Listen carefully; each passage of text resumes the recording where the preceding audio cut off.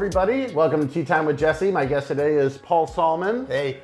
Professor, host of the PBS economics portion. Not host. Host. Reporter. Reporter. So economics and business reporter. Economics and business reporter, and also my professor from my time at Brandeis. I had one class with you, only one, but it was a very memorable class, and not just because he brought in snacks that were catered to each class. We had a different topic, and you found the snacks. Different era, a different culture, and then I tried to find snacks. It was a 3-hour class. You had to break it up. I broke it up. You say that, but I took 3-hour classes in college where they didn't have snacks. Well, no. It was 9 in the morning, and there was no way I was going to do that without eating for 3 hours. It was actually unreal how much the snacks mattered in making a 9 a.m. course. I was there, because I was like, I got to eat. I'm not going to eat normally. Nobody cut that class. There was virtually no one ever cut that class. So I'm very glad to have you here, and it's one of the good things about being back home. I came back for Thanksgiving. I'm not sure when this is airing, but be able to see my old college professors. Everybody's still up and around the Boston area, so it's really great. We're gonna drink a couple teas and talk economics, reporting, and the state of America. Polarization, American Exchange Project. If you remember nothing else from this, American Exchange Project. We'll get to it, right? We'll get to it. So we're gonna start off with this. This is a 2017 white tea. Have you ever had white tea before? I don't think so. Yeah. So that's big. Yep. Oh yeah, here we go. We got the characters. Big, Yeah. Da hao. Hao is like the hairs on the teas, the little white hairs are called really? hao. Okay, what's this? This is Bai is white. White. Oh, that's Shiroi. Yeah. I know a little Japanese. A little Japanese, same writing. Yeah, right. Bai lu. Oh, white. I see. Yeah. So it's white dew. Yeah, bai lu, bai cha. So bai lu is white dew. Bai cha is there, tea. and it's tea. I actually. You got like half the characters on there. I got half the characters. That's Well, pretty no, cool. if you count white, I got 4 out of 6. That's true. You got the white twice. Yeah, right. The give everybody a little look at the characters there. This is going to be a really nice one. Just very kind of sweet, and it also has like herbal tones to it. And especially as it ages, it gets kind of darker and more herbal, which is really nice. It'll be good. This is like wine. My age, God knows how many people have poured you wine. This is a really good one. This wine isn't so. I have no idea, and because if you don't cultivate the awareness of what the nuances are, you got zero clue. So I don't think I've ever done this with tea in any systematic or nuanced way. Well, I'm glad you're open to it, because I think you're totally right. It's one of those things where, I think it's funny. I had a video I made where somebody in China, a friend of mine, had a $300,000 tea cake. Like it was a 1910s, 100-year age tea cake. And I put it up on the internet, and you would not believe how many people were like, $300,000 for tea. And I'm like, if this was wine, you'd say, wow, deep French culture. Well, no, it's what's the finish? What's the? I mean, there are probably in everything, or in many, many things, things that you would eat, for example, or drink. There are innumerable nuances that you would never ever get. I call myself a peasant in terms of things like this, and but once you attune yourself and you begin to develop your taste buds, assuming you have reasonably sensitive ones, then you begin to see the differences. That's true with art. Definitely. Just look at a picture. Oh, that's a Rembrandt, or that's a Picasso, or that's a whatever it is. Steve you have Harris. to have those levels to it. Yeah. I left the cups over there. I need to get the cups. Yes. We'll be right back. That would be hard to drink. That would be part of the very important process. Yes, you would think that. This is what happens when you shoot at home. But so this first steep for a lot of this first steep for the teas. This is a wash steep, so we actually pour this out over the tea pets. You can pick either tea pet you would like, the bunny or the water buffalo, Pour it, and just give them some of the the wash steep. So I now this is just to warm up the. So this warms up the leaves. So these leaves can be steeped. So they're being warmed up, and the cup is being warmed. The cup is being warmed up. and to get the fragrance from it. I don't want to No problem. play favorites here. Okay, good. All right. Yep. And the white tea can be re-steeped like 10 to 15 times in this size lidded cup. So that first steep is not as needed. We want to get into the good stuff, which is kind of the middle steeps. And why are the middle steeps better than the first steep? The leaves have time to kind of get wet, open up. So this is like wine, where you're not supposed to you oxidize it. I guess you give it air. Yep, there you go. And so you can see the color is actually really nice, clear. So good tea is going to be colorful, but also transparent. Okay, that already is something I never heard in my life. There you go. And cheers. Thanks for coming over. Cheers. Here we go. Okay. Now I'm sipping. What am I doing? Am I rolling it around in my mouth like wine? You can do whatever you want. It's all. I know that, but I want to be able to. For a tea taster? I want to be sophisticated. I think or know what I'm doing. Sure. I think slurping is allowed. You shouldn't feel worried about that. All right. So now, what am I trying to taste here? What am I? So in the one of the things I really like about this tea is that it's a very sweet aftertaste. So some of the if you take in a sip, and then when it comes back, kind of a little bit after you finished it, with some lower quality teas, you'll get kind of bitter or very tanniny, sort of like a backwash. And for this one, you get a nice kind of like sweetness coming in, a couple herbal notes. It'll actually get more herbal as we steep it. That's part of the fun of the tea, is that they have these like progressions. So it'll progress from being one way in the second steep or the third steep to a different way in the fifth steep and the sixth steep. Yeah. So I like the concentration. Well, I'm just trying to notice things I would never otherwise notice, not for love or money. Exactly. Well, that's the fun thing about tea is like I feel like Americans, like coming back here from China, like Americans obviously love food, they love drinks. When it comes to coffee, people will be very specific about what type of coffee they like. And I found that like some people have had the same thing kind of happen with them with tea, where they realize like, oh, if you really put the energy into getting the good tea, you can enjoy the differences between this white tea and another white tea. And it's definitely more healthy for you than soda, which is what it replaced in my life. Back in my early days at Brandeis, before I studied abroad, I would be drinking tons of soda. I went to China in my junior year, and when I came back, I brought my tea with me, and I basically just didn't drink soda again, which was, even if it's the only thing tea ever did for me, probably good for me. But so we got the tea, and we have everything ready. So cool.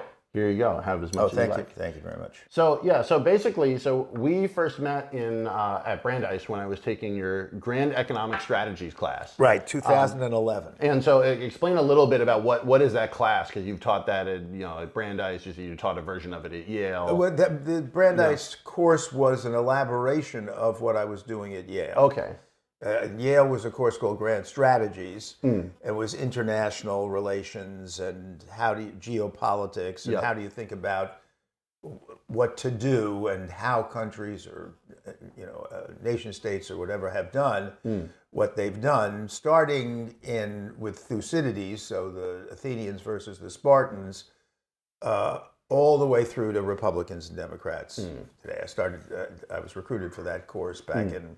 Add some economics, actually, and a little bit of communication skills back in 2007, and they basically let me do my own thing. Yeah. And actually, a guy there said, teach a class on Adam Smith. Adam Smith, for the people who don't know, 1700s Scottish Enlightenment, Scotland then recently part of the United Kingdom. And Adam Smith, a great Enlightenment thinker, famous for the invisible hand and how the economy kind of runs itself. That is, if you buy something, you are actually helping everyone because you are getting the economy to move and people to be more motivated, and then people compete with each other, and when they compete with each other, they become more efficient. And the more efficient you are, the more output you can get from the same amount of input, that is mainly labor or the materials you use, and that's economic growth. And the whole point of his book, famous book, The Wealth of Nations, the short version of the title, is how can we all become richer and better off and not be poor and starve to death, like people say in the Scottish Highlands or places like China, for example, during the late 1700s. So as I was thinking about that course, about teaching that class at Yale and then teaching it and elaborating it, it was that Adam Smith was, and economics is, as understood by him, the great grand strategy that is implicit in all civilizations, from bacteria to human beings. And the basic argument, without elaborating it too much here, is that we're all that we're driven by two basic impulses, all creatures basically, that can possibly survive as a community. And one is the impulse to take advantage of the other person, self-interest, but to put it starkly, predation, as in predator, okay?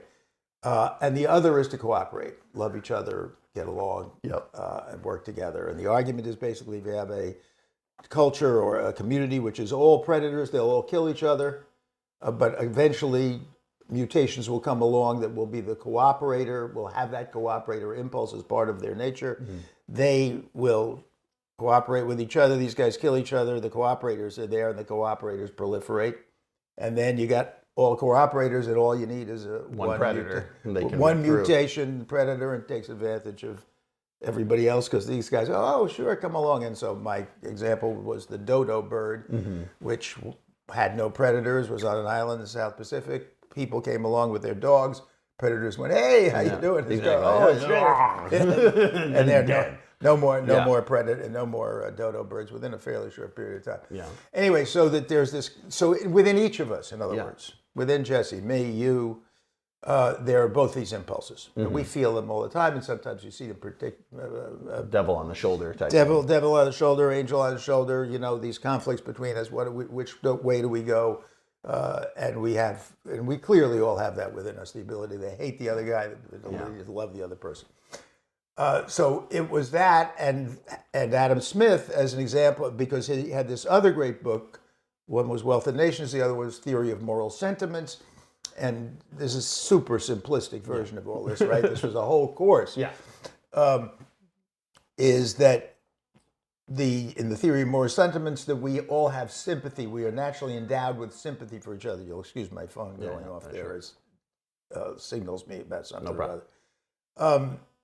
And we all have this within us, and essentially making for a successful civilization. And this will presage the second part of this, which is the American Exchange Project. We all have within us the ability to try to manage. I mean, that the key, we all have within us both these impulses, and the key is, if you're going to be a successful community, to manage them. It's not that you want everybody to cooperate with each other all the time and not strive for their own self-improvement and getting the best of the other guy or whatever, doing something that will make you a lot of money, say, right? The tea business, let's say. Well, it is a balance, because this is the thing, a lot of people on the internet. That's the key. The balance is the hard thing to find, because I've had a lot of experiences as a creator. Obviously, I love working with other people. I love making projects. But if you don't have any money, eventually it just dries up. People stop coming. Right. And it's not their fault. Like, you can't blame them for not continuing a free art project forever. And you're competing with other people who are trying to sell product, whether it's tea or anything else, right? You're competing for their attention at the very least. And at the same time, the predation is very clear. I mean, I don't go off on this on the internet because it's a little unseemly, but a lot of the Western tea content that does exist is literally just stolen from the Chinese internet. They flip the videos so the copyright protection won't come in, and they're on different channels anyway, so they're not going to be copyright protected. And then they'll have a picture of like a video of a master making a teapot, and then everybody will say, wow, where do I get this teapot? and then they have a link to their teapots, which are not made by the same master. They're not made by any master. They're like literal stuff that I can buy in the Chinese market for $4. But Americans don't know that, or the foreign internet people don't know that. And so that predation element is there, but at the same time, you know, they're kind of also cooperating and sharing Chinese tea culture abroad. Like those masters making the teapots are really skilled people. Well, they're at least cooperating with the people within their organization. Yeah. I mean, look, the greatest problem in humanity, and well, I don't want to generalize to other species that I'm not so familiar with. But we all know, I mean, that the greatest problem is you have your group, you love within your group, but part of the definition of your group is it's different from the other groups. Yeah. And the more you counterpose yourself to the other group, the more you say, no, if you go to them, you're not with us anymore, right? All the different ways a group has of keeping its coherence, those also have the negative consequence of creating bad stimulating the bad the predation side. Yeah. Because you know, do you feel like society is just tending that way? Like there will be the question is there a balance, a natural balance?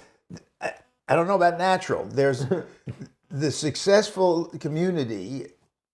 It's easy enough to, I mean, it's just obvious, right? That the successful community manages to balance these things, right? Yeah. Balance these impulses. But we're back to the original story here. Yeah. If you're totally predatory, the other guy's going to be totally predatory, and you'll wipe each other out. That's the danger of what's going on now with whether it's to be very specific about the possibility of a war over Taiwan, certainly Ukraine now, Israel, Gaza. I mean, you have this happening and the possibility is the terrible outcome, and the terrible outcome is war of all against all. This is what Adam Smith emerged from the 1600s, and Protestants versus Catholics. Yeah. Which in the Western world was, as this famous philosopher Thomas Hobbes put it, a war, that the natural state was a war of all against all. Yeah. And therefore you had to have a government, he called it a leviathan, a huge beast. Something above. Something that it didn't matter what it was, but there was something imposed from above that would keep the predatory or destructive impulse. It's almost like in your way of thinking, then what would make a good society writ large is just there needs to be some sort of check on both over-predation and over-cooperation. Yes, because I mean, think of communism and what we dislike about communism. Thank you. Yeah. Or what we sort of arguments against communism. I mean, what's so bad about communism? Communism is communism. It's everybody sharing. Isn't that great? Yes, but the problem is that, at least historically, what seems to happen is that you have you call him the mutant predator, but you have the Stalin. Well, people take advantage of that system because there are ways to abuse that system in the same way that egregious capitalists will abuse the capitalism system. And think of the typical person living in Russia who subscribes to Bolshevism and communism and so forth.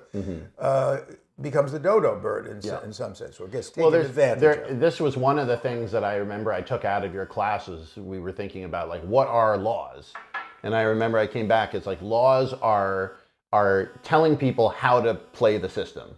You're expecting that there's going to be that predation. So you say, we're going to set up the laws and let you expend your predator energy within the bounds that have been set up by the law. That's the key. The key is you have to have some kind of system to manage this dynamic tension.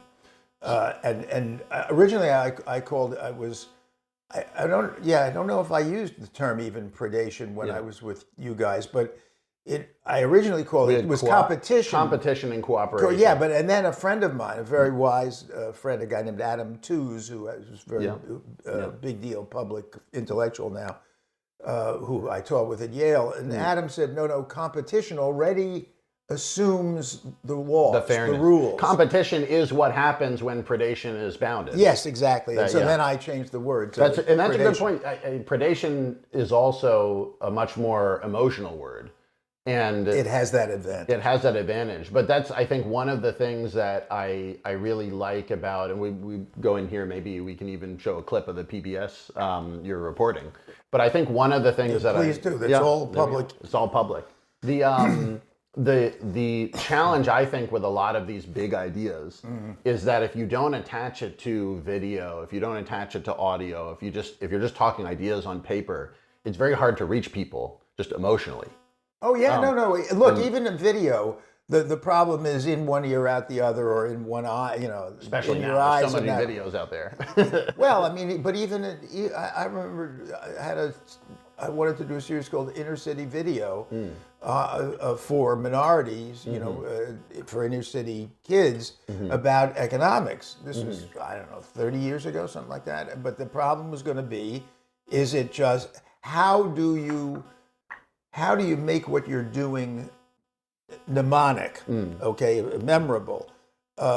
It's because it goes by so fast, and it's so easy. Thank you, for you to register it, and then it's just gone. it vanishes. And do you believe in this idea? Like some people say, like read as many books because they're in there somewhere, even if you don't. No, I do not. I do not believe that at all. Yeah. I haven't been ever asked the question before, but my immediate response is, I think my considered response, no, because I'm reading a book now, right next to my bed, Capitalism and Religion, or Capitalism, the Origin of Religion, a guy named Benjamin Friedman. A brilliant, unbelievable book, which has plenty of Adam Smith in it, actually. And without going into anything, a real question is, how can it be that American Christianity is about getting rich? Yeah. When Jesus... It's not in there if you look at the book. It's not in there. Jesus is literally, the rich man comes to him, how do I get into the kingdom of heaven? And Jesus in several of the Gospels says, yes. Give away all your stuff. And possession, and follow me. Give away all your possessions. And the rich man goes away, young, wealthy man. And Jesus turns to Peter and says, you see, it's harder for a rich man to get into the kingdom of heaven than a camel to pass through the eye of the needle. Probably not a camel in the original. It's maybe a rope, but whatever it is, it's really hard. Another one, it's a man asks for your, I don't have it exactly right, but a man asks for your shirt, give him your coat. I mean, and in America, you get the wealth gospel, which is, gospel of wealth. Yes. And that came in the 19th century, and it was, or really even earlier with Ben Franklin in the 1700s. And it's, America was growing, America was Christian, and so America took, it's not just America, but certainly importantly, America took the striving, I don't want to call it quite predation. It was reasonably well managed, except with regard to the Native Americans who were here. I mean, that was purely predatory, right? And then, of course, slavery, purely predatory. But Americans made that, and by the way, justified slavery with reference to the Bible. Look, there are slaves in the Bible and so forth. So if America took Christianity, or America was a key player in taking Christianity and making it into the opposite of what it says in the Gospels. Yeah. So there were two movements, and this book is, I'm just up to the point in this book where the two movements are pushing against each other. One is the social gospel, which is what we're talking about, what's in the text, and the other one is what America has done with it, which is the gospel of wealth. The point of my story is not to tell you all of that, but that I'm reading the book. I just got it like a year and a half ago. Yep. I've underlined it and so forth. I'm looking at the book and I'm rereading parts of it. I don't remember anything. It's weird. It'll go in one ear and out the other. Yeah, it's just, I mean, so it's just bullshit, I think, to think that if you just read and read and read and read and read. I agree. I think that this is part of the challenge, I think, of the internet age, is you have this problem where the number one resource that everyone's fighting over is attention. Yes. That is the thing that everybody wants, eyeballs. right. You know, I mean, I've adjusted to this as a creator, but it was one of the things that was difficult about the tea. You know, several years ago, I'd say 6, 7, 8 years ago, I was thinking maybe this tea would actually be good in America. And immediately I stopped myself and said, well, it won't matter how good the tea is if no one knows about it. Right. So ironically, the same social media attention engine that has allowed people to be able to see my work is also kind of what I'm fighting against with the tea culture. Yeah, well, particularly if you're asking people like me to take their time and this is just mindfulness, right? Yeah. I mean, tea drinking, that's why the tea ceremony, at least in Japan, is so elaborate. It's just to slow you the... Yeah, well, people, Can yeah, I you say say whatever you want. want? I don't know. Slow you the fuck down so that you... can be mindful. Yes, that's what is it? If I'm tasting the Exactly. aftertaste of it's not tannic, it's, I mean, that's the whole, but you're in a culture, and I think one of the greatest problems in the world is that as we've speeded up and shortened our attention spans, which has certainly happened in my repertorial lifetime, you know, I used to do 12-minute pieces on the NewsHour. Now, if I get 8 minutes, it's you know, a lot. And that's the PBS Newshour, folks. That's long form content. Oh, now. it's marathon. It's marathon form compared to what's out there. Although you do see the reaction with the long form, long reads, and these other there's podcasts. kind of a counter. There's a counter movement, but in terms of this, like the mindfulness, I get people sometimes who are like, I don't have that kind of time to make tea. I'm like, that's the problem.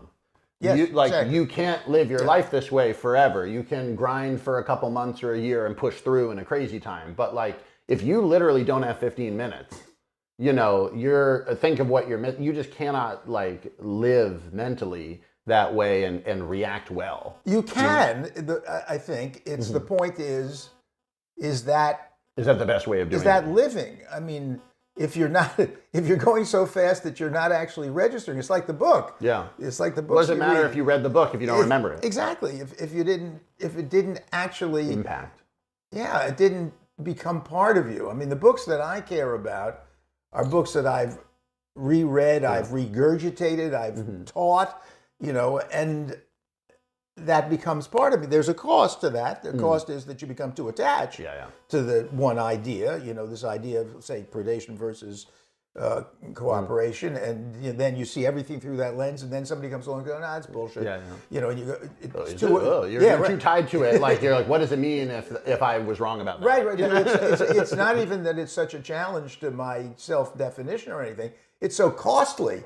I'm going to have to now rethink the whole process. Exactly. You know, so there is that danger, but at least you're managing to consolidate and come to some hopeful, way of grappling with the immensity of what's out here. Well, this is what I wanted to talk about, because I think that one of the things that I learned from living abroad was that once you live in another place and have to deal with their different systems and different thoughts and also live day to day. Yes. Now you have to grapple.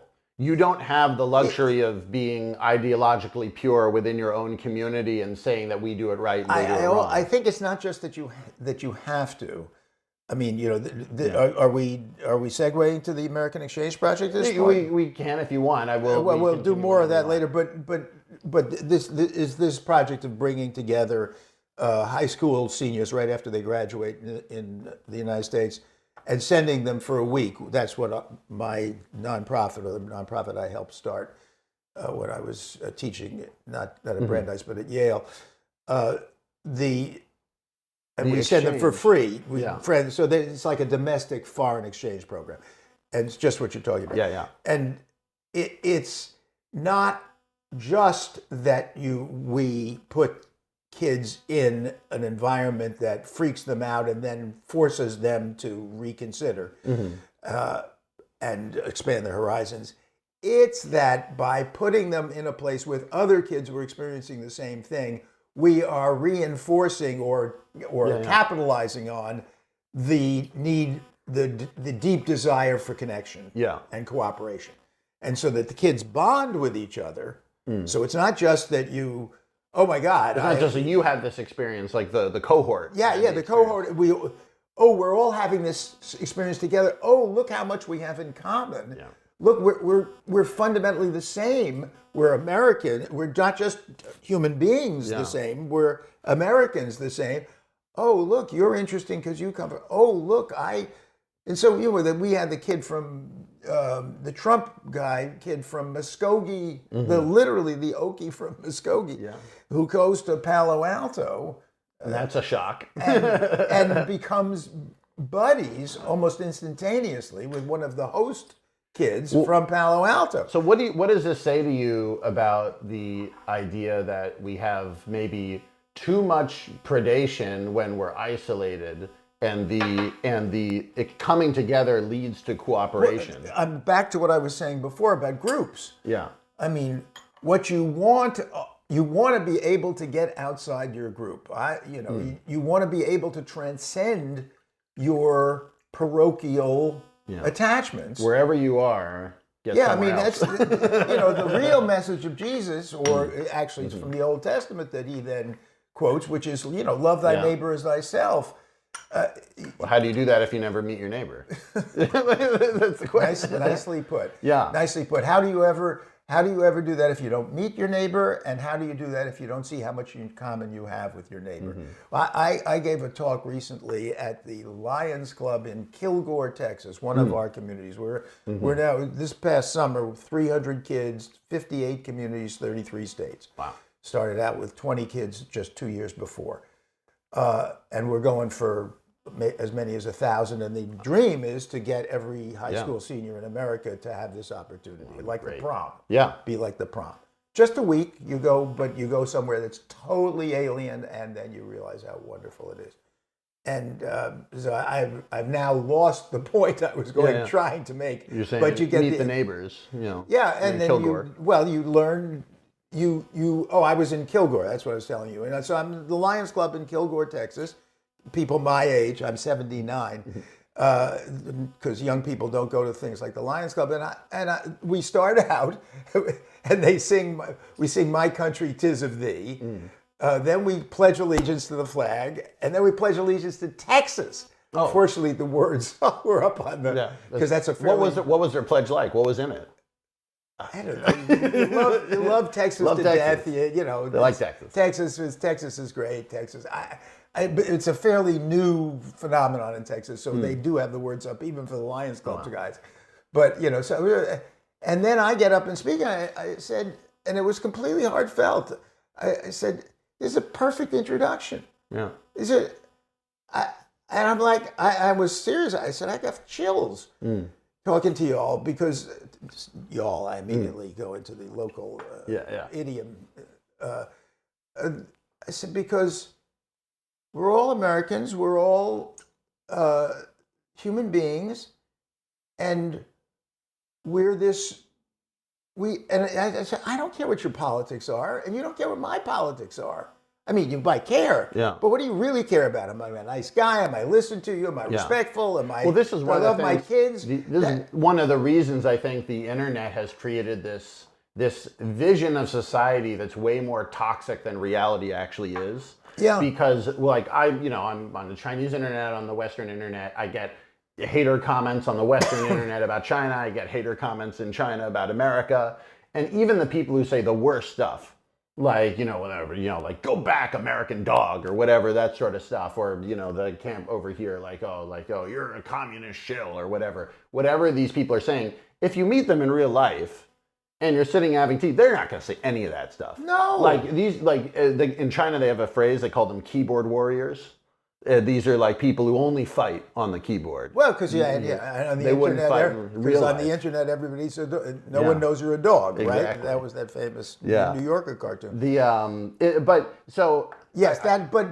But there's nothing new about this. Yes. When the Athenians and the Spartans are going at it, completely idiotically, I mean, insane. They destroy their own cultures, and the Persians come in. Well, the Persians help the Spartans, and Athens, like the top culture ever. Plenty of things wrong with it, whatever. But still, That's 400 BC or something, you know. And They destroyed themselves. yeah, because they're fighting the Spartans. Because it's the... At the time, it seemed very important to them that they destroy each other. But this is the thing. It was the only thing, right? Yeah. I mean, it was, are you a Spartan? Or you don't mean to tell me... So here's a question then. How much, if you're No saying... internet. No internet. No newspapers. They still manage no to do printing. No movable type. No, and they still manage to kill each other. Mm-hmm. Well, so what does this tell us? Does that make you feel like it's hopeless? Like we're bound as human beings? You get enough human beings in a small enough space? Long term, I'm a real pessimist because of that, and because of the amount of destructive power per person that people now have, and how much easier it is to destroy than to build. So, in simplest terms, and then there are a number of other trends of which rising inequality of income and wealth, and most importantly of status as a result, or partly as a result. The declining role of men. We used to have a pretty good go of it.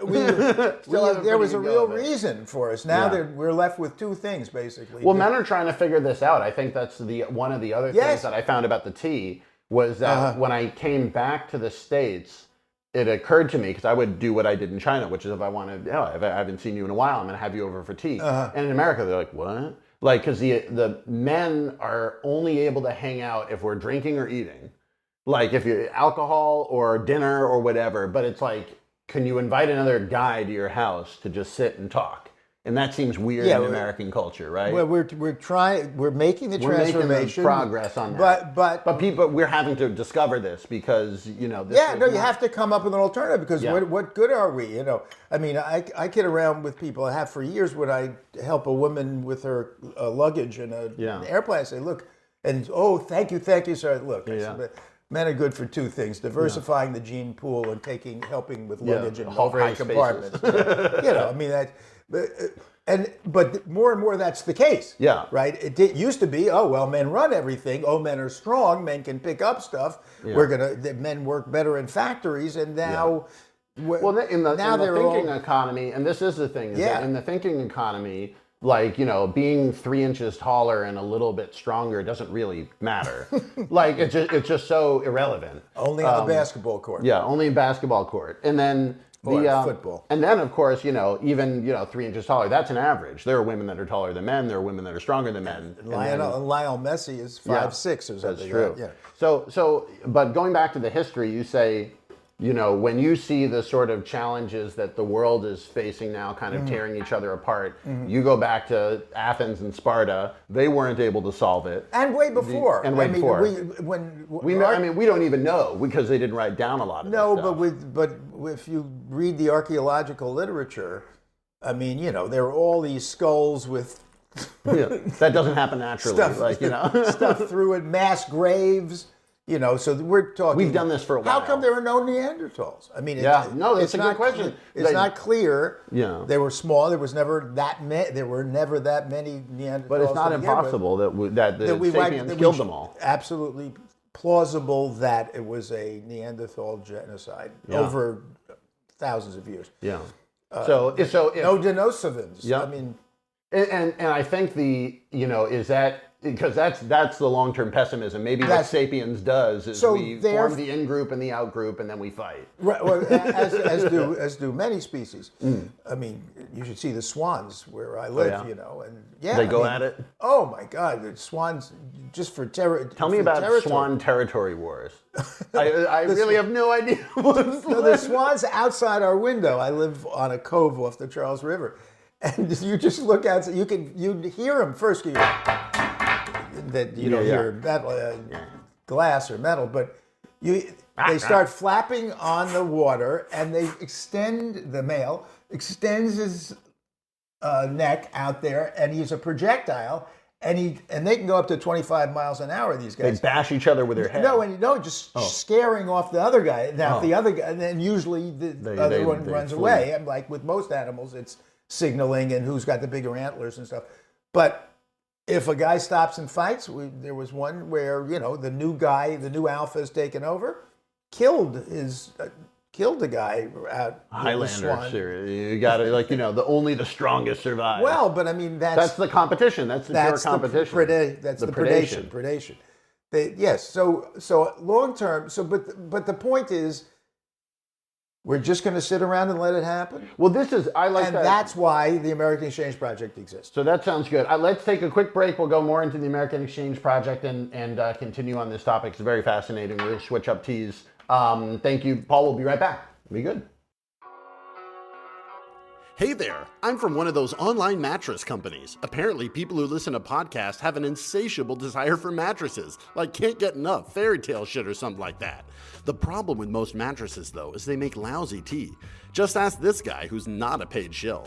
Well, I tried drinking my mattress and it was pretty bad. I mean, first I just put my lips on it and started sucking, but that didn't really work. Then I poured hot water on it, but that just made it wet and hot. Also, my girlfriend was like, "It's 4 a.m., what are you doing?" She's always like that. The problem would be solved if instead of a mattress, you were drinking Jesse's Tea House teas. Jesse gets teas straight from small tea shops and tea farmers in China and puts them into his subscription service. Just use the code JessePod for $10 off your first order of $30 and stop trying to drink your mattress. Hello, everybody. Welcome back to Tea Time with Jesse. I'm here today with Paul Solmon. Hey. My college professor from Brandeis, the reporter on the PBS Newshour, Yep. Economics, and now what we're going to talk about in the next part of the show, sort of a co-founder, co-starter. Co-founder and chair of the board. Of the American Exchange Project. Yep. And what is the American Exchange Project? American Exchange Project, a totally nonpartisan nonprofit, anti-polarization effort, which takes high school seniors, introduces them to each other in this second half of the senior year when schools do not know what to do with their high school seniors, and then sends them for a week for free to a community entirely unlike their own, radically unlike their own. So one part of America to Nashville another. To Anchorage, Alaska, the Bronx, New York to Kilgore, Texas, Palo Alto, California to Ennis, Montana. You go by yourself. You don't go with other kids from your class. Right after you graduate, so it's June, early July, 1 week in there. You live with a host family in that town. The town shows off, the community shows off what it's got. Bronx shows off New York. Up here in Boston, we have the town of Hingham, south of Boston, and Gloucester, an hour north. And they go fishing. Kids go on bayous in Louisiana. You do what the locals do. Rodeos. There were 4, I think last year, there were 4. We had only 20 some odd communities, and in 4 of them, the kids were part of the rodeo. Oh, that's because fun. we're heavily in Montana and Wyoming and out in the West. Places like that. Anyway, the whole key is that you meet kids entirely unlike yourself, the kids who are traveling to that community and the host kids from that community, because the kids from the community go on the exchange and then host. It's an exchange. So you have 2 weeks, basically, 1 week where you're hosting and 1 week where you're traveling. I really wish this sort of thing were around when I was in high school. I totally would have loved to do that. Because it's fantastic. It's one of those things where like I really almost feel like my life kickstarted when I went to study abroad. That was like the thing that did it for me. And part of going abroad to China is further than going to Montana. But in some ways it's not. That's why I was going to... In some ways it's not. It's... Believe me. Here's the jasmine, by the way. Jasmine green tea. Wow, that's really floral. Yeah, it's got some stuff to it. This will be good. But yeah, so you're saying so not as far as, or it's further than we might think nowadays. It's essential, given what's happening in this country and around the world. And I think there are similar reasons why there are these fractures within communities everywhere, countries, communities. But if we're going to survive, we got to pull the. Well, this is part of the thing. It's funny, the anti-polarization. I remember we were talking about this, and the moment you said it, I was like, that's it. That's what I'm so upset about. Is that well, and that's what you were trying to do with China and the U.S. It's exactly. It's the same thing. It's like, and maybe this is just part of maintaining that balance that we talked about. But yes, it is. Like the problem, the big problems I feel come when people are so. There was a video that the guy said, he was like, some people are so into the fight that they can't stop the fight. Like the fight is the point. Yeah. And once your identity has been tied in that the fight is the point and not any result you're looking for, right, or any outcome or any direction and potential energy in the future, once the fight is the point, then we really are screwed. Well, and that's why we're doing high school seniors. Yeah. We originally, when I was thinking about anti-polarization, it's let's get people voters. And there are a lot of those efforts, and more power to them. If it works, great. Yeah, no, it's fantastic. But what tends to happen, or what can happen in those, is that people whose identities are already hardened, whether it's I don't think it's I'm completely committed to fighting so much as I'm completely committed to who I am as defined this way, and therefore I have to fight for it. Yeah, when your identity is tied in with an ideology, then it's really hard because, like, for instance, it's obvious. I mean, whether it's nationalism, religion, and all the wars that stem from just those things. Or stop for a second. What am I supposed to? So this is the snow jasmine tea. So what am I doing here? Just enjoy this one. No, I know, but what am I noticing? So this is the jasmine fragrance is really in the tea. Yeah, I can certainly smell it. A lot of the Western jasmine teas, they take jasmine oil and they scent it, spray. So you get this huge scent, but there's no jasmine in the flavor.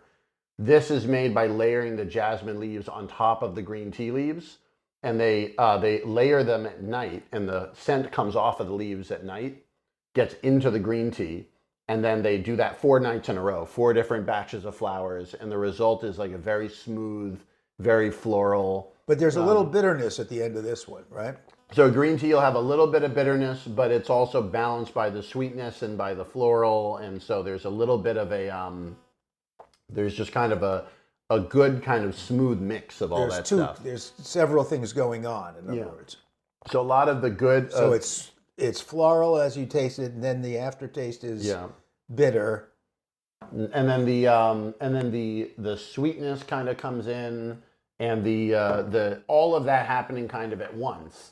As opposed to like, oh, it's sweet now and bitter now, or it's sweet now and it's like, it's floral now. It's you really have to pay attention. Kind of in it. If I wasn't paying attention, I would get virtually none of that. Well, and then part of the other thing is drinking many different types of tea. So one of the fun things for me about the tea is like I can go and drink, I went, like in June, I went to the tea mountains in Yunnan, and I was there for 12 days up on the mountains. So they let you in? Oh yeah, I finally got back. Didn't I tell you? I was there all May and June. So I went back for 2 months. But you can't perform? I can perform. It's just hard to make money performing, because if I'm going to do shows, I need to submit the scripts. If I submit the scripts and I don't have enough time left over after what's been cut, then I just can't make money on the show. But it's better. It's worse than it was 3 years ago. But it's not so bad that like you literally can't perform. It's just kind of like an economics thing. But they literally just redact the scripts. No, so it's is a very separate topic. But basically, the process is that you, as the club, will submit to the local, like basically the local bureau, and then the goal is to never submit anything that will get blocked. Because if you are known as a club that submits stuff that gets blocked, you don't have a good relationship with the people who are doing the blocking. And ironically, you're making more work for them. Yeah, and if you have a good relationship, ironically, you get away with way more, because they just know you're not really causing trouble. You might be on the edge, but you're not really causing trouble. And so the challenge is every club has its own questions about how sensitive things are, and as an American, there's a lot of stuff that, if I'm going to say it, it's just sensitive anyway, and so it's hard to figure it out. But I remember when you were starting out, I remember there was a line in one of your videos where you were, or maybe it was one of Yeah. your comedy routines where they questioned, if I remember correctly, it was something to do with there was too much traffic. There were too much. I had a line where I mentioned there was a lot of traffic in Beijing, and they're like, "Oh, that doesn't bode well." Yeah. So that's the sort of thing. Is like when things are sensitive internationally, me saying like, "Hey, there's traffic outside," they're like, "Oh, you're saying the traffic in China is bad?" I'm like, "Well, first of all, what? Even if I am, what?" But it's that mistrust, and this goes back to the polarization. This idea that there's that there's this sort of like the mistrust that comes from not knowing the other side leads to a misinterpretation of what they're saying. Yeah. And so I feel like even whether that's between countries or within countries, part of the problem that I felt on the internet is the bubbleization of everything just means that people are mistrustful of the other side. And even if you have the perfect way of communicating, people are not ready to hear it. No, look, it's absolutely, I had it happen in a post office 2 days ago. I'm extremely friendly with the woman behind the counter. We've done a lot of business with first name basis and so forth. And we're like buddies. I mean, we don't socialize, and she starts telling me about how horrible the crime situation is. And I go to I go on my phone, I go, look at the numbers. Look what's happened to, homicides. Yes, they're up 10% over the last few years. We're at, where the numbers won't mean that much to you, but it's out of 100,000 people, how many homicides? And we're up to 6.8. In the 70s and 80s, we were at 11 or 10.8. We were at 9. It's come way down. She had no idea. No idea. She'd heard, oh my God, and then it was a conspiracy that the people in charge were looking the other way on purpose. And I said, look, the numbers don't back that up. You're just hearing one thing. And I said to her, and I've done this for 40 years in classrooms. Yeah. I've said, okay, what's the ratio? Are there more homicides or suicides in this country? She said to me, well, I was going to say more homicides, but now I guess that's a trick question. Yeah, it's more than double suicides to homicides in this country. It's 40 some odd thousand suicides. But you would never know that because TV. Yeah, TV, and also just the nature of the storytelling of a homicide is so much more interesting. And you don't hear about suicides because people keep it quiet. Yeah. And drownings to fires, 3-2 drownings over fires. Deaths. Really? Right? Yeah. See, it's like. Yeah. And so this is one of the things. So here's a question then: when you have this. Do you find that having the actual information is useful for breaking that mindset? Well, it depends on how old you are. Yeah, it depends on how old you are. Okay. Well, I mean, it depends on whether how stuck you are mentally. Yeah, well, we talked before about, ideas that you are committed to, because you're committed emotionally to the idea. It's part of who you are. But it's also, just from an economics point of view, a cost-benefit analysis, which is the key to all economics. Are the costs greater than the benefits or not? It's costly to give up something that you think you understand. Yeah. It's costly to lose a belief is extremely costly. Yeah. A friend of mine was a practicing Catholic. He's a finance professor at MIT. Went to a lecture at which it was explained why human beings become religious and the uses that religion has in terms of people. So you have something to hang on to as opposed to be terrified that you're in a meaningless universe. And the guy explains all this, and my friend describes himself walking out of the lecture. And the phrase he used was existential vertigo. It's suddenly like,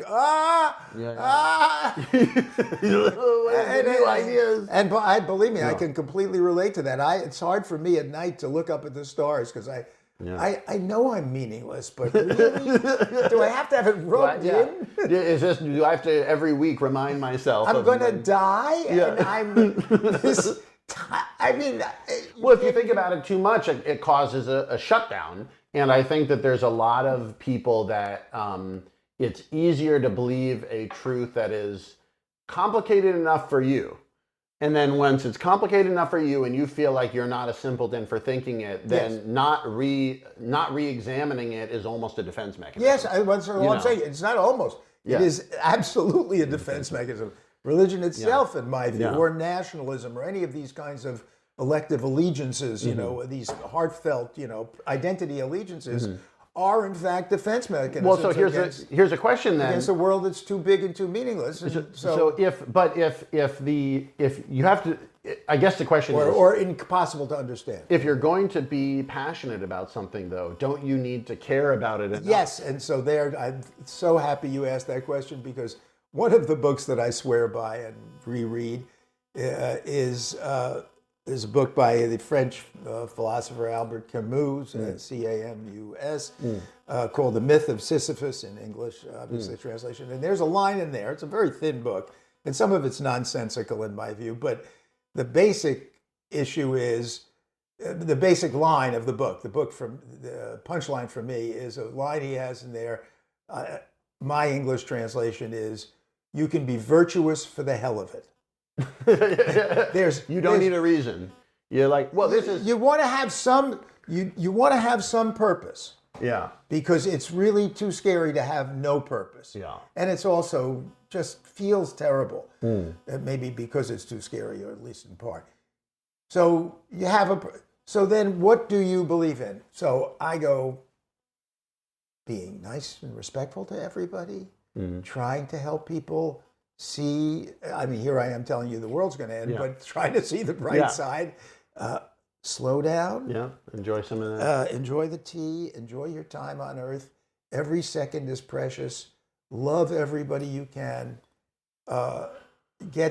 Because when I say, "Hey, how you doing?" I mean, this is my standard thing, and very topical, as you'll see.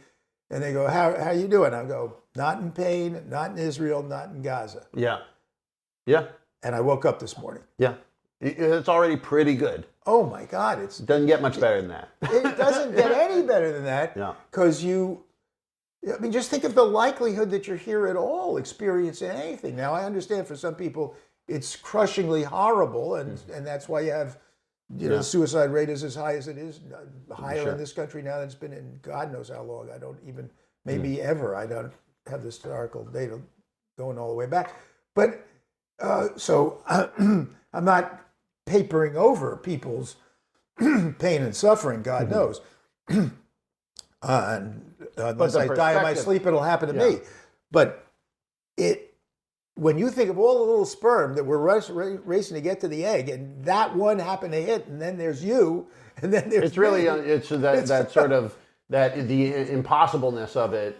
If you really think about it, it's overwhelming. But on the other hand, that's a better overwhelming than being caught up in an ideology. If you're afraid of death, as I am, and I think most everybody is at some level, whether they acknowledge it or not, and most people are, I think, willing to acknowledge it. If you're afraid of death, why wouldn't you be really amazed that you got born to begin with?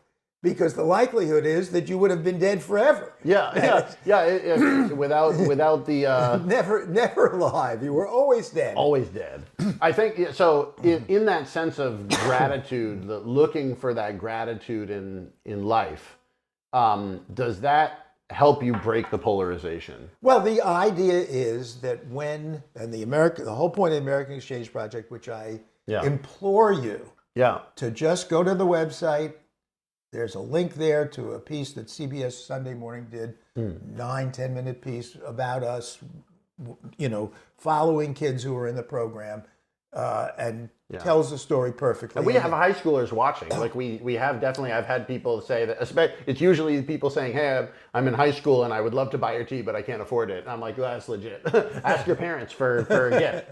But like the students. Let's talk more about the students in the exchange. So these students go on the exchange. Who pays for the exchange?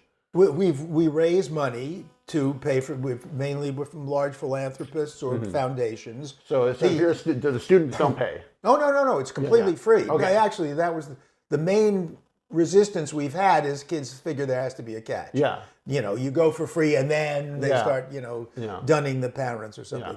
So no, it's completely free. There's no the plane tickets, the Uber to the plane, It's all the covered. week, it's all covered. You not a penny out of pocket.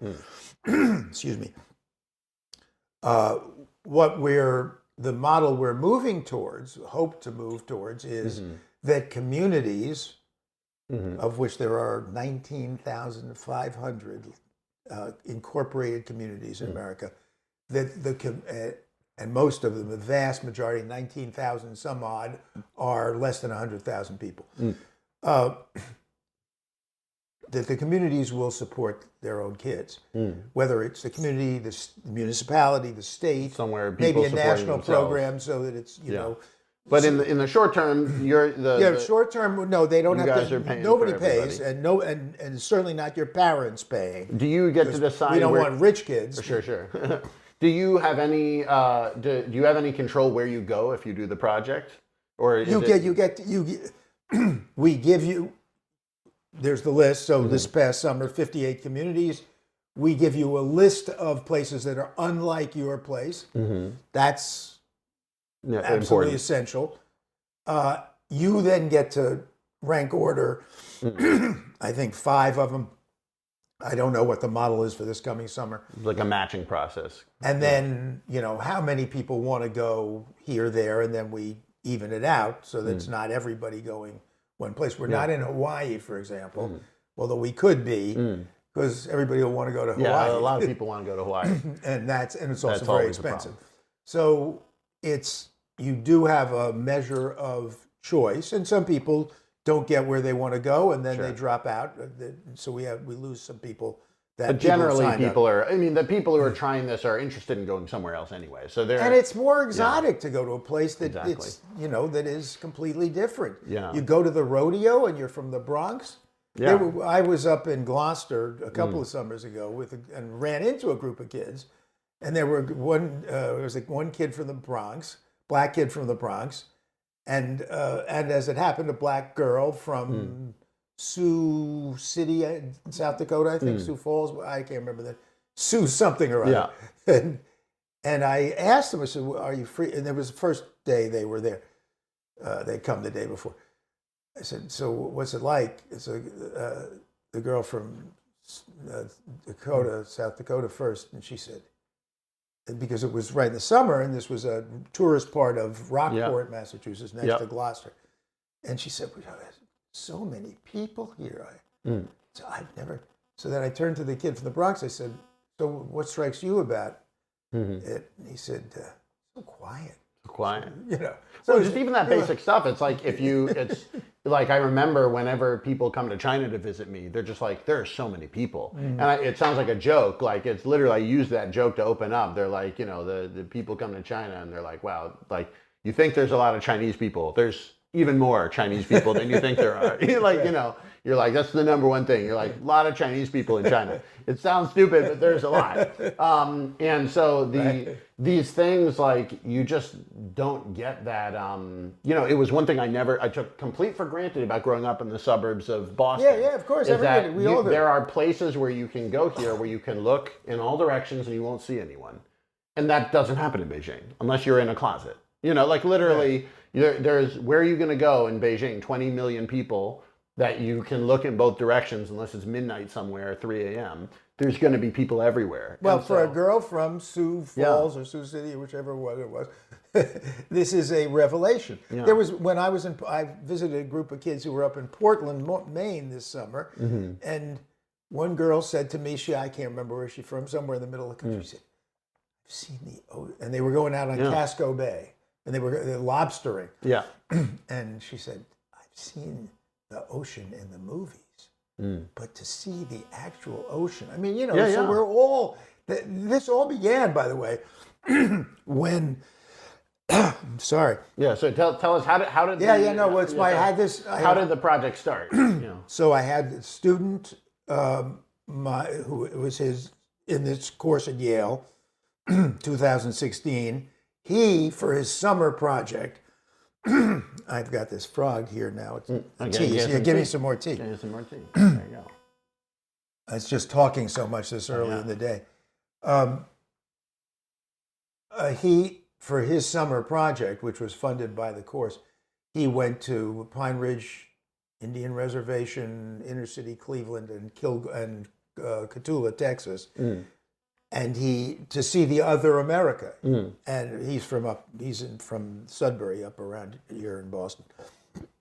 And he came back and he wrote his big paper about this, about discovering and making friends with kids or people from these places. And I'd been trying to do anti-polarization stuff just about at the same time, and so I tried to do a story about him for the PBS Newshour, but it had to be about economics, and it didn't work out. But we were in touch, and I liked him a lot, and he went kayaking with me, as you did once, out in my backyard there on the river. So and he called me up in 2018, so he'd now gone and gotten a master's degree. He calls up, he says, listen, can we have lunch, talk about what to do with my life? Yeah. So I'm super flattered. I go, sure, and I love hanging with my former students, of whom Jesse is one. There's nothing more flattering or, gratifying for a teacher, obviously. Yeah. So we get together, and he knew I was working on anti-polarization stuff. That's what I want to do with my life. Fine, great. I think maybe I can try to raise some money. I don't have any family money or anything. I'm just a journalist. But, I know people because I've been covering economics for 40 years. So, meanwhile, he takes a job as a substitute teacher at his old high school, Lincoln Sudbury High School.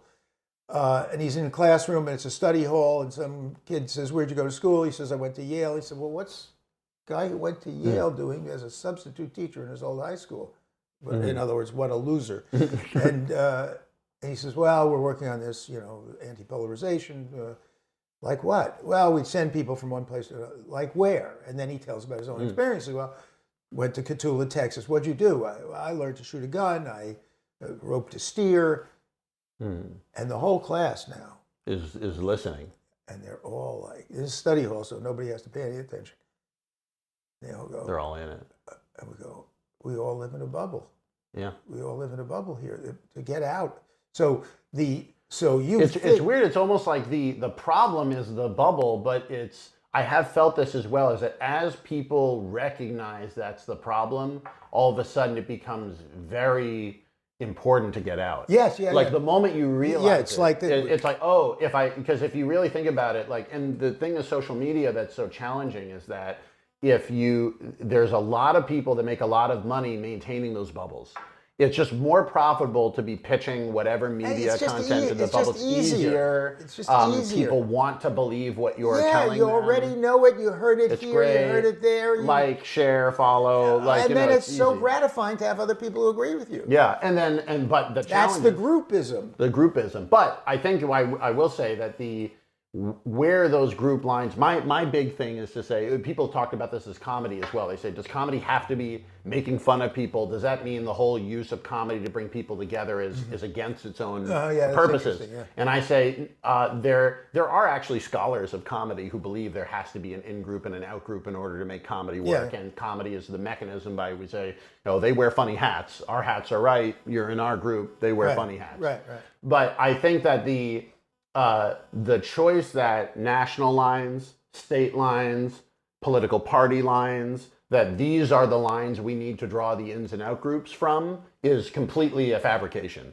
It's fabrication and it's suicidal. And it's crazy. And that's the problem, is that if you the real question is not whether we can change human nature to can be completely cooperative or completely predatory. But the question is, where do we want to draw those lines so that they're actually useful for us in building the type of world we want to live in? The balance. Right. To keep the dynamic tension going. That's what's sustainable. To lopsided one way or the other is not. That's the premise of my worldview. And so the American Exchange Project, so we go say, okay, he calls me up after that exchange in his class, and he says, I got it. High school seniors. Nobody knows what to do with them in their senior year, certainly second half. We'll put them together online, and then we'll send them to places. That's it. That was 2000. That was just Thanksgiving 2018, so it was just 5 years ago. Wow. And we start the process of trying to raise some money. We are laid low by COVID. Yeah. We can't go anywhere in 2020, so he did 500 hangouts online, Zooms. Crazy. Then, and people got to meet each other and so forth. At first, of course, it was the odder kids. Yeah. No offense to, Yeah. to those of you who were in that first group, because you were great. Well, it takes a little bit of an outside thinker to be like, I'm going to go somewhere completely different. And I don't feel that comfortable in my own environment, so I want to go to another one. So there was that, but that's all gone. Yeah. And we were afraid of, what were we afraid of? I was afraid of, as an old guy, a grandfather, I'm afraid of sex, drugs, being perceived as a blue state Trojan horse. Yeah. Right? Oh, we're gonna get all the Trumpies to change their minds. And that it would be cherry picking, that it would be people because it would to be use for their college resumes, right? Yeah. College applications. None of that is true. We're run like a military organization when we're in the field. In fact, it's a lieutenant colonel who deployed special forces for the Marines who runs our operations. That guy must be really good at his job. Can you believe it? He's fantastic. Oh my God. So we have really... I need someone like that to help my tea company and get our bags. Everybody's like, you're out of stock. I'm like, we don't have a military operation. Everybody needs this guy. I got to go to ask a veterans group, actually. Get some logistics. We have a number of veterans in our on our staff. David, the former student, runs it. I'm just the board guy. Sure. But so it's all about neither one nor not predation, not getting your most advantage for yourself, not just cooperating and loving everybody, but it's that balance. It's that dynamic balance. But the kids bond, and then they're ambassadors. And for you all, anybody who's interested in this, go to the website. There's all the stuff you need to get involved and get your community. Talk to your parents, talk to teachers to get the community involved. In every community, we have an exchange manager, generally the beloved or a beloved high school teacher, whom we pay. I think it was $8,000 last year. I don't know what it is coming up. Help recruit, organize, be the local point of contact. Organize, then plan the week and chaperone the week. We're very tough about that. And we have something you have to contract you as a student make with us as to how you'll behave yourself and all the rest. Yeah. And the idea is, is this going to save America, save the world?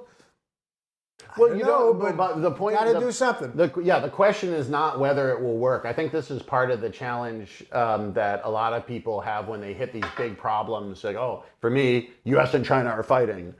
For other people, it'll be climate change. For other people, it'll be polarization. You see those insurmountable problems, and it can be if you ask yourself the questions, will this fix it? That's the wrong question, because first of all, who are you to think that you're going to fix it by yourself anyway? Yes, right. But the question is just, will things be better after I've done this or not? Yep. And then that's really the only question you have to ask yourself. So you can be virtuous for the hell of it. Yeah, you can be virtuous for the hell of it, or do you, another way I've heard that phrase more funny: do good recklessly. Well, that's that's the same thing. Like exactly the same thing. It's so the students get to go and come back, and then have you had any feedback from the students after they've returned to their own communities? We ask them questions before and after. We work with a Harvard professor who does these evaluations. People, they don't go, oh my God, now I'm a conservative and I used to be a liberal, or the other way around. You're not having like conversion moments. No, and that's not the point. But they all say, they say to a statistically significant extent, as you can imagine, for those of you who are listening. The economics reporter, they all say, a statistically significant group of them say. Well, no, don't want to overstate it. No, but think about yourselves. You're going to meet somebody who's completely unlike you, who believes things that are different than you, but you wind up necessarily seeing how much more you have in common than divides you, and then you are more receptive to people from the outgroup. Yeah. That's what's statistically significant. That's good. In the results. And that's such a difficult outcome to get, because like it seems really funny. Like polarization for me is like one of the biggest problems that's not just in America but just in the world right now. Yeah. Like this idea. Oh, this is everywhere and has always been. It's always been that problem, and I think that the technology and the nature, not the technology itself, but the specific ways the technology is monetized, leads to that polarization. Well, I think it amplifies it. It amplifies it. It amplifies it, but it's always been there. It's always been. And so in that sort of environment, you would expect from an economics perspective to have an undersupply of anti-polarization stuff. Yes, that's correct. It's right. And that's why these are nonprofits. Yeah. And it's people not who are very being virtuous. yeah. People who are being virtuous for the hell of it. So then the students come back, and then they've had this exchange. Have you had a long enough group of cohorts that see whether they stay in touch? They'd stay no, because it's only been 3 years, but they do stay in touch. That's where social media is great, right? Yeah.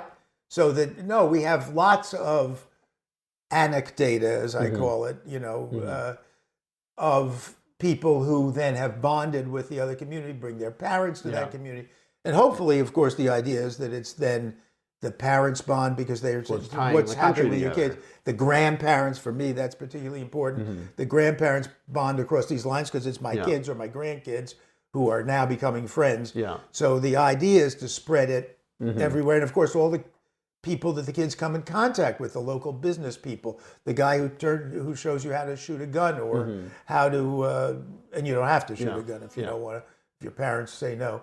Or takes you out on Penobscot, Casco Bay or the lobster fisherman or the rodeo. All those people are being exposed to this and being part of it, right? They're hosting their. In some ways, it's like the one of the cool things I learned about cultural exchange, and one of the things that makes me very optimistic about these sorts of things working, is that a lot of times people think like what you do has to be successful for the exchange to be a success. And I actually don't think that's true. When I do stand-up in Chinese, just the fact I showed up, I learned their language and I showed up at their club and I tried. That's really all that matters in many ways. And the last thing I'll say is that when we were first doing scouting, preparing. We were in Louisiana, and we talked to a professor there at University of Louisiana at Lafayette. Never forget. And we're sitting there having lunch, and we said, "Well, so what are we? How are these communities?" It was Lake Charles, Louisiana, which is one of our first 4 communities, and still one of our communities. How are they going to receive us? He said, "What you're doing," he said, "is you're validating." Lake Charles is just as important as the Bronx, New York. And that respect is so important. And disrespect or being dissed is the biggest problem with regard to what's going on in this country now. Right, where half the people think that the other half disrespects them. It's not even. That's the thing is, it's not about the numbers if you don't feel respected. I think part of the thing look at the tea. The reason it works and the reason why I meet the tea farmers and they want to work with me is because they realize they're like, oh, you respect the tea.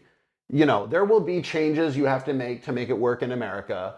And we will put that trust in you to make those decisions correctly because 1, we can't make them ourselves. But 2, because we feel like you're doing it from the right place.